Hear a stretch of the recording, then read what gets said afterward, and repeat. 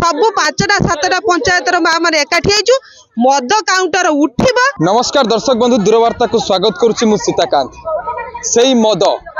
को नहीं आज महाभारत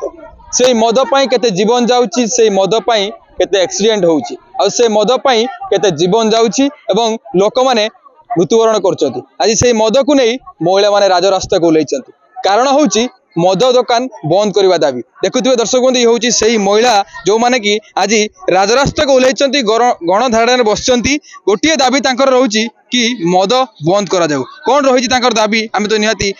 आलोचना करवा। मैडम आप परिचयटा? मो ना पद्मावती महापात्र सरस्वती ग्रुप आज जो रास्ता मुख्य कौन रही मुख्य आमर मद काउंटर उठा निहाती दरकार। आमर मद काउंटर उठा आमर मद भाटी बहुत असुविधा करुच्ची आम पिला छुआ जापारना आम भविष्य विपद तेणुक आम रास्ता कलेक्टर को अनुरोध करूँ कलेक्टर कौन कथा आम शुणी ना तेणुक कलेक्टर को आम अपेक्षा आम भी कौन जिन चाहूना तेणुक आमर मद काउंटर उठा दरकार कलेक्टर को अपेक्षा कराई। दर्शक बंधु ये हूँ से गंडगरा रास्ता जो रास्ता की महिला माने रास्ता रोक कर रास्ता अवरोध कर गोटे दाबी रही मद दुकान बंद करा जाऊ। मैडम कौन कहे कहीं मद दुकान बंद करने प्रयास कर धारणा राजी बस ये मद दुकान उठिबार बहुत प्रकार उद्देश्य आमर अच्छी कौन ना युव समाज माने सब मद खाई रास्ता कर अश्लील व्यवहार कर झील बहु माने रास्ता कर सुरक्षित जापारना मद खाई आसिक घरे पिटा मरा कर गोटे स्त्री माड़ खाऊँ रोसई बास करके रखला भी शांति खाई पारू ना सी फकड़ा हो सहित युवपीढ़ी मैंने मद खाई जो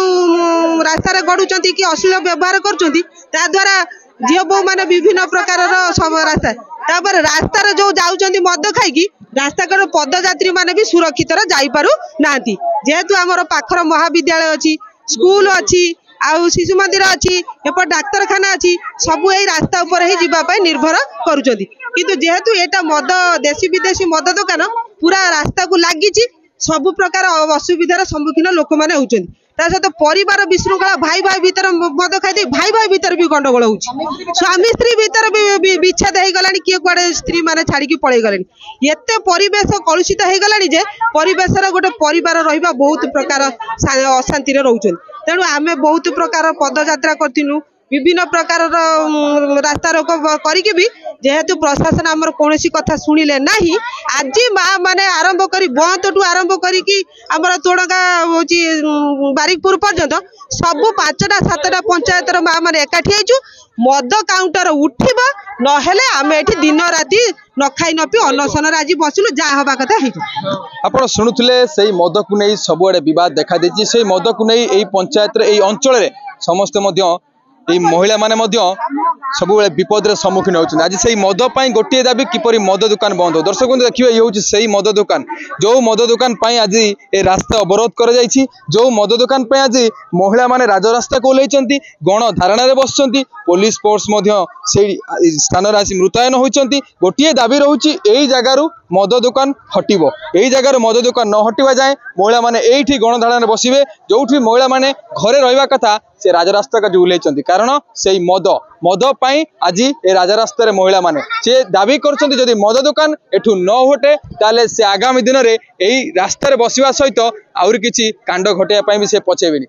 भद्रकरू सीताकांत पाणीक रिपोर्ट दूरवार्ता न्यूज। मोबाइल फोन और सांगसाथी आपण पिलाटीर पाठपढ़ा और कैरियर को प्रभावित करुच्ची कि आपण से विवृत कि तेबे आज ही आसतु आपण चाहूथिबा मन लगी संपूर्ण आवासिक स्कूल